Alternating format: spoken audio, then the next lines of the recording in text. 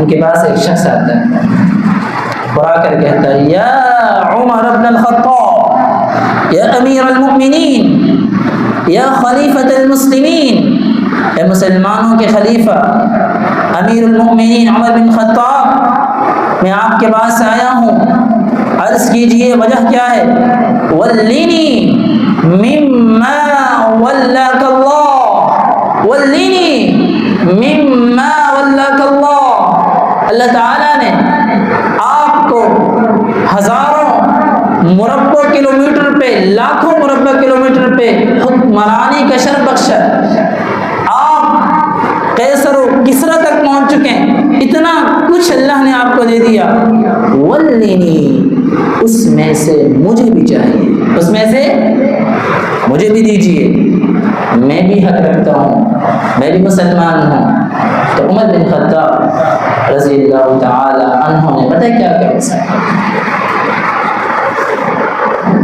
ایک ہی سوال کیا، کہا هل تقرأ القرآن؟ سوال کا جواب دیجیے، کیا آپ قرآن پڑھتے ہیں؟ هل تقرأ القرآن؟ قرآن پڑھتے ہیں؟ اِنَّا لَنُوَلِّي مَنْ لَا يَقرأ القرآن، ہم انہیں وزارتیں، انہیں عہدے، انہیں مناصب، انہیں حکمرانیاں، انہیں ولایتیں، انہیں گورنرشپ نہیں دیتے۔ کسے؟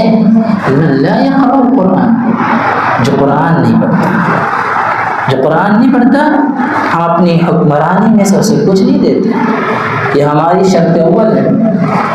شخص نے کہا اچھا تو ٹھیک ہے، تو میں قرآن پڑھوں گا، قرآن سیکھوں گا۔ وہ کہتا ہے رجعت، میں وہاں سے لوٹا پلٹا، فتعلمت القرآن رجاء ان اعود الى عمر فیولینی، میں واپس گیا اپنے علاقے میں جہاں سے آیا تھا، قرآن سیکھنا شروع کیا، قرآن سیکھنے میں اتنا مشغول میں ہو گیا کہ میں اپنے اس سوال کو جو میں نے عمر کے سامنے پیش کیا تھا میں بھول ہی گیا۔ کہتے ہیں وقت گزرا، عمر بن خطاب تو پھر عادل و منصف حکمران، وہ کیسے بھول سکتے تھے؟ عمر بن خطاب رضی اللہ عنہ اس شخص کی تلاش میں نکلے، کہا میں نے اس شخص کو ڈھونڈنا ہے جسے میں نے قرآن کا اللہ کے دسترخوان سے استفادہ کرنے کا کہا تھا۔ عمر بن خطاب رضی اللہ عنہ